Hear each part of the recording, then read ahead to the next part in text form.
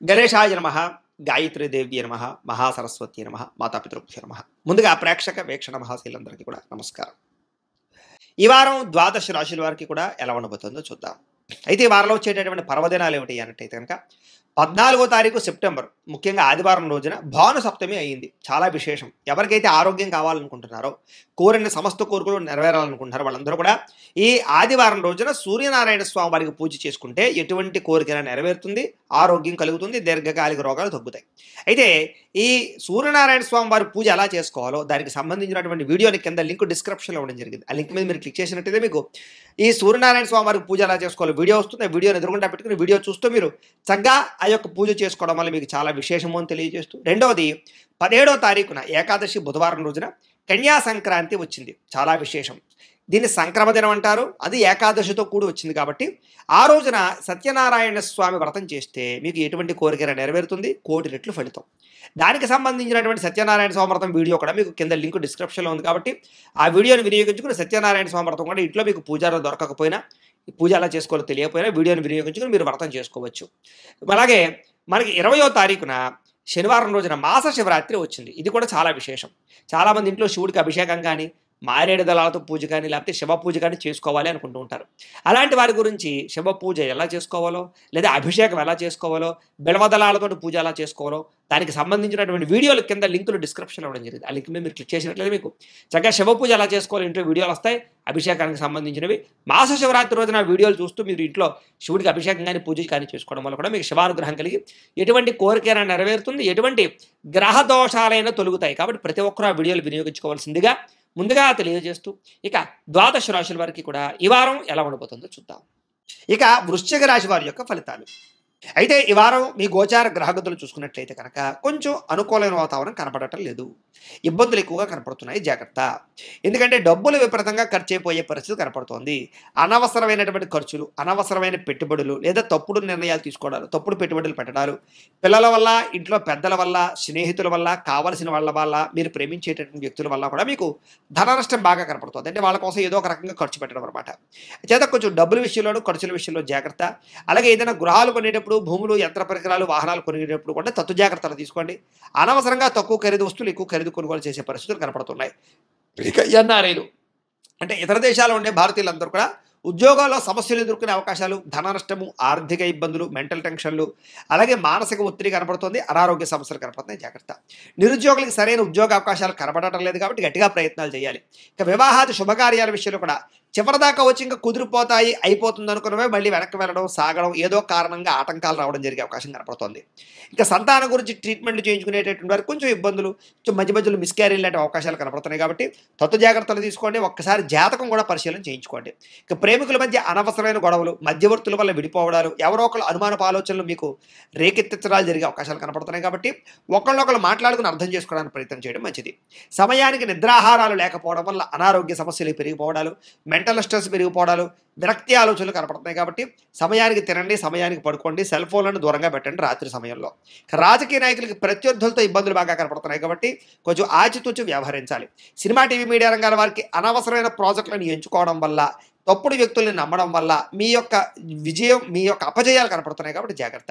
భార్యాభర్తల మధ్య కూడా ఇంట్లో సమస్యల వల్ల ఇద్దరికీ చికాకులు, మనస్పర్ధలు, కొంతమంది వ్యక్తుల వల్ల మీకు ఇబ్బందులు గురయ్యే అవకాశాలు, గొడవలు కనపడుతున్నాయి, జాగ్రత్త.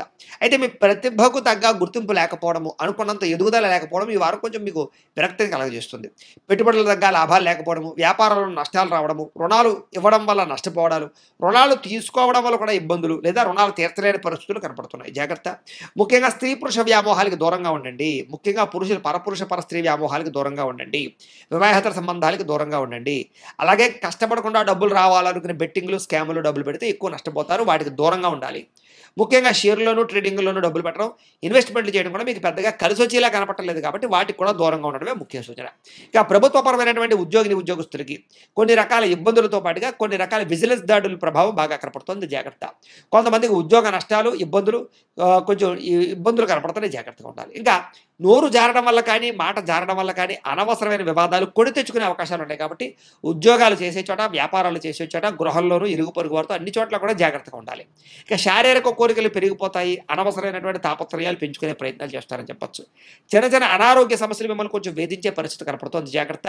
అలాగే మిమ్మల్ని ప్రేమించేటటువంటి వారి పట్ల, అభిమానించేటటువంటి వారి పట్ల కోపగించుకునే పరిస్థితులు కనపడుతున్నాయి కాబట్టి అలాంటి వారి యందు కోపం, ఆవేశాలు తగ్గించుకునే ప్రయత్నం చేయండి.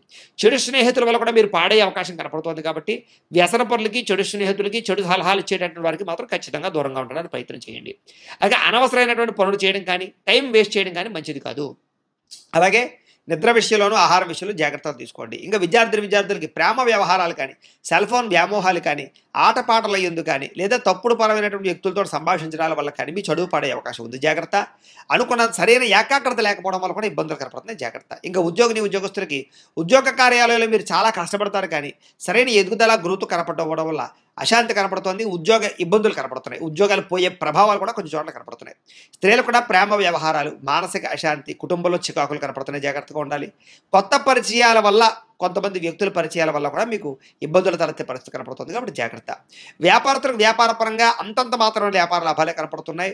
అలాగే అనవసరమైనటువంటి పెట్టుబడులు పెట్టడం కానీ, లేదా సొంత నిర్ణయాలు తీసుకోవడం కానీ, కొత్త నిర్ణయాలు తీసుకోవడం కానీ మంచిది కాదు. ఆలోచించి మాత్రమే నిర్ణయాలు తీసుకోండి, ఆచితూచి వ్యవహరించండి. ఏది ఏమైనా కూడా ఒక్కసారి మీ పర్సనల్ జాతకం కూడా ఎలా ఉందో ఒక్కసారి చూపించుకుని, ఏదైనా దోషాలు ఉంటే వాటికి పరిహారాలు చేయించుకుని ముందడు వేసినట్లయితే మీకు రాబోయే రోజుల్లో శుభప్రదంగా ఉంటాయి అని తెలియజేస్తూ, అయితే ప్రేక్షకులకి ముఖ్యంగా మనకి ఏమిటయ్యా అన్నట్లయితే కనుక ఇప్పటిదాకా మేము చెప్పినటువంటి ఈ ఫలితాలన్నీ కూడా గోచార ఫలితాలు. అంటే ఈ రాశిలో ఉండేటటువంటి కోటాను కోట్ల మంది అందరికీ వర్తిస్తాయి కాబట్టి ఆ రకంగా వినే ప్రయత్నాన్ని చేయండి.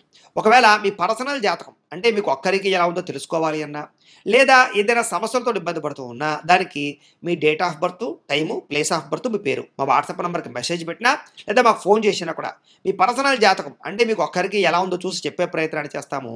లేదా ఏదైనా సమస్యలతో ఇబ్బంది పడుతూ ఉంటే కనుక వాటికి పరిహారాలు అంటే ఈ రకంగా మా పీఠంలో ఉండేటటువంటి బ్రాహ్మణులు, ఋత్వికుల ద్వారా ఈ రకంగా జపాలు అని, ఈ రకంగా మండప ఆరాధనలు, ఈ రకంగా అభిషేకాలు, ఈ రకంగా హోమాలు నిర్వర్తింపచేసి వాటికి సంబంధించినటువంటి ప్రసాదాన్ని మీకు కొరియర్ ద్వారా పంపించే ప్రయత్నం చేస్తాం.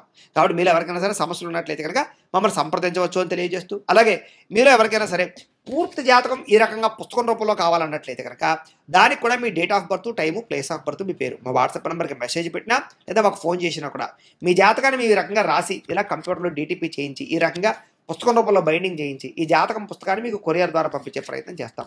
ఇందులో మీ పూర్తి జాతకం అంతా కూడా రాసి ఉంటుంది, చక్కగా చదువుకోవచ్చు, ఇది మీకు జీవితాంతం ఉపయోగపడుతుంది. కాబట్టి మీరు ఎవరికైనా సరే ఈ పూర్తి జాతకం కావాలన్నా కూడా మమ్మల్ని సంప్రదించవచ్చు. అలాగే ఇంట్లో డబ్బు నిలబడకపోవడము, ఆర్థిక ఇబ్బందులు, రుణబాధలు, వ్యాపారాలు సరిగ్గా సాగకపోవడము, ఇలాంటి సమస్యలతో ఇబ్బంది పడుతూ ఉంటే కనుక అలాంటి వాటికి ఇలాంటి ధన జన వశీకరణ యంత్రము అని ఉంటుంది.